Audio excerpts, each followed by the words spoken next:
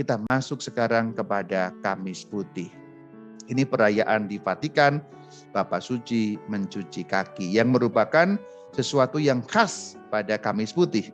Apa yang lain yang khas pada Kamis Putih? Yuk kita lihat. Yang khas pada Kamis Putih pertama tabernakel kosong, yang kedua pembasuhan kaki, yang ketiga pemindahan sakramen Maha Kudus, yang keempat tidak ada salib penutup untuk misa. Maksudnya tidak ada tanda salib untuk menutup misa. Kalau kita misa biasanya kan ada tanda salib untuk menutup ya. Nah pada Kamis Putih tidak ada tanda salib seperti itu. Kita mulai dari tabernakel kosong. Kenapa sih tabernakel kosong? Kita baca. Ada aturannya yang pertama. PPP 48. Sebelum perayaan tabernakel harus kosong sama sekali. Hosti untuk komuni kaum beriman harus dikonsekrasi dalam perayaan kurban ini. Jadi tidak boleh menerimakan hosti suci dari hosti suci yang kemarin-kemarin. Harus baru saat itu juga. Ini peraturannya jelas dan tegas PPP 48.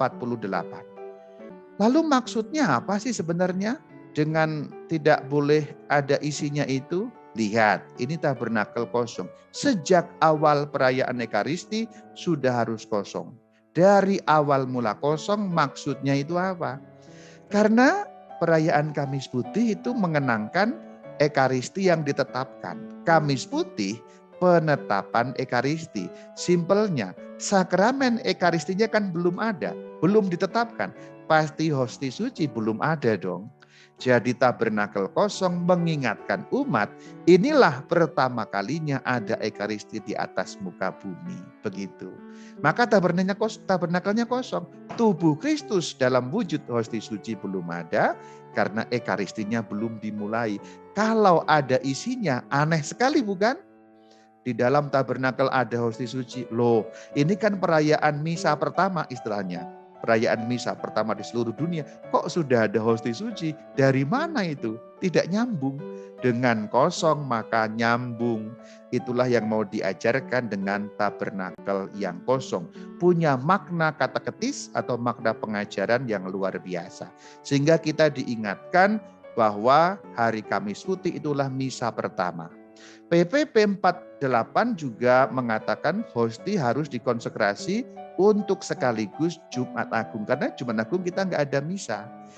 PPP 48 ini sekaligus menjawab pertanyaan mengapa tidak ada tanda salib pada akhir misa. Karena sebenarnya Kamis Putih dan Jumat Agung itu perayaan yang bersambung. Itulah kenapa misa pada Kamis Putih tidak ditutup dengan tanda salib seperti biasa karena masih akan bersambung kepada Jumat Agung nanti. Jadi kenapa kok tidak ada tanda salib? Karena itu ada sambungannya. Misa Kamis Putih nyambung kepada Jumat Agung. Sebenarnya apa sih yang dikenangkan dalam misa Kamis Putih? PPP 44 memberikan keterangan, yaitu Sang Kristus mempersembahkan tubuh dan darahnya dalam rupa roti anggur dan juga menugaskan para rasul dalam tugas imamat. Juga mencakup pengganti-pengganti para rasul. Berarti ada dua hal yang dirayakan, yaitu perayaan tubuh dan darah Kristus. Kita menyebutnya Ekaristi atau Misa. Yang kedua imamat para rasul yang nantinya dilanjutkan kepada para uskup dan para presbiter seperti saya. Kenapa penting imamat para rasul dan para penerusnya? Untuk menjamin adanya perayaan tubuh dan darah Kristus. Maka sakramen Ekaristi dan imamat itu sangat nyambung. Tanpa imamat, umat tidak mungkin menyambut tubuh Kristus. Simpelnya begitu. Tanpa ada episkop, presbiter, maka di dunia ini tidak akan ada perayaan misa. Kalau tidak ada perayaan misa, kita tidak bisa sambut tubuh Kristus di dunia ini. Maka pada Kamis Putih itu dirayakan dua hal sekaligus. Tubuh dan darah Kristus menjamin keselamatan kekal kita. Imamat para rasul dan para penggantinya menjamin ketersediaan tubuh Kristus bagi dunia. Simpelnya kira-kira begitu. Dan tubuh Kristus itu mengandung dua arti, makanan dan minuman, yang kedua kurban. Karena kurban itu nanti nyambungnya pada Jumat Agung. Saya tidak akan membahas mengenai ini. Anda bisa klik di channel YouTube Katkit yang judulnya Misa adalah Kurban. Saya membahas secara kurang lebih lengkap mengapa misa disebut kurban, selain juga soal makan dan minum sebagai perjamuan. Maka bagian ini kita lewatkan saja. Selanjutnya kita membahas pembasuhan kaki.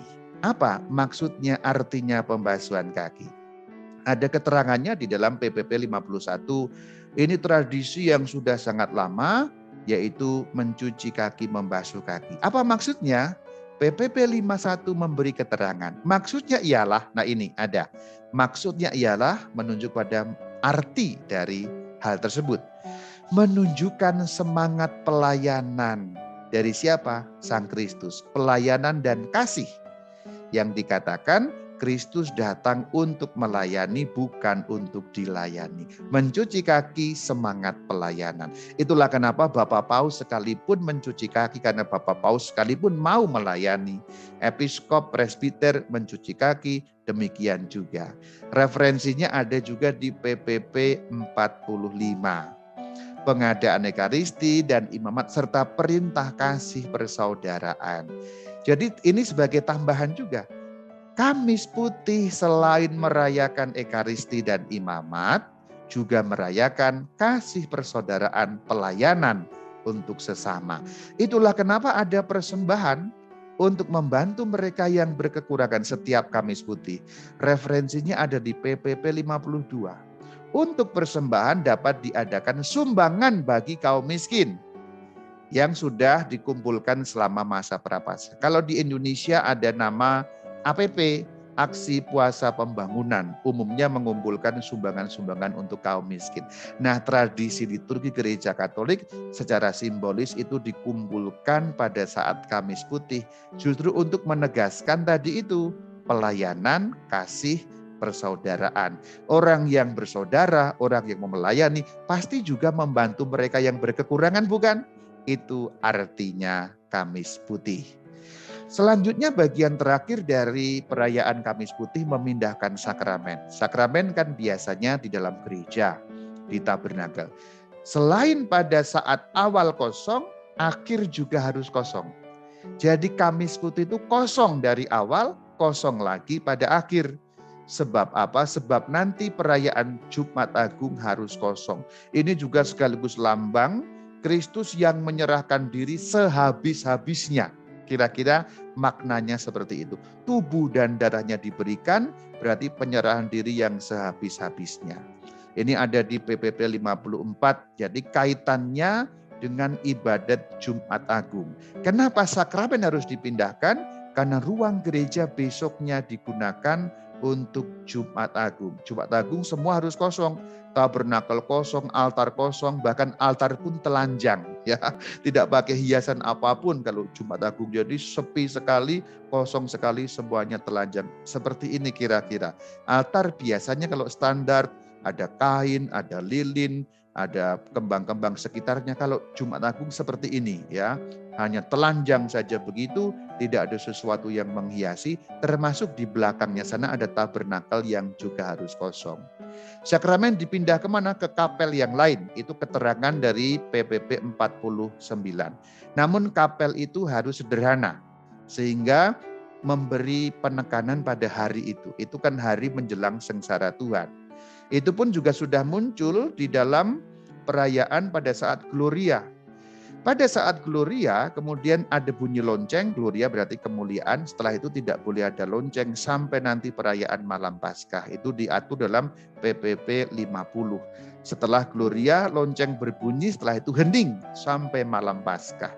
Jadi tidak ada bunyi lonceng lagi. Itulah kenapa nanti pada Kamis Putih lonceng yang kering diganti dengan bunyi kayu yang menandakan itu kayu salib. Maka kalau pas mau konsekrasi itu kan ada bunyi lotok. Itu menandakan nanti Jumat Agung ada bunyi kayu salib. Kemudian PPP mengatur bagaimana tata cara pemindahan sakramen Maha Kudus. Yang bagian poin penting yang akan saya soroti adalah monstran. Monstran umumnya dipakai untuk adorasi sakramen Maha Kudus. Tetapi pada saat Kamis Putih monstran tidak boleh dipakai. Yang boleh dipakai apa? Sibori. Sibori mengingatkan pada perjamuan Ekaristi. Sebab memang inti dari pemindahan bukan untuk adorasi, tapi memindahkan supaya gereja dapat dipakai untuk Jumat Agung. Itu sudah diatur dengan jelas. Bahkan lihat Bapak Suci ini juga memindahkan bukan pakai monstran, tapi menggunakan siborium. Keterangan yang lanjut mengenai bagaimana cara menyimpan mungkin tidak terlalu penting untuk kita bahas. Satu bagian penting yang dapat kita bahas, adorasi bagusnya membaca Injil Yohanes bab 13 sampai 17, PPP 56. Jadi, pada saat Kamis Putih selesai, ini dapat dilakukan juga di rumah. Bagusnya ada waktu dari Kamis Putih sampai Jumat Agung, umat dapat membaca Injil Yohanes bab 13 sampai 17.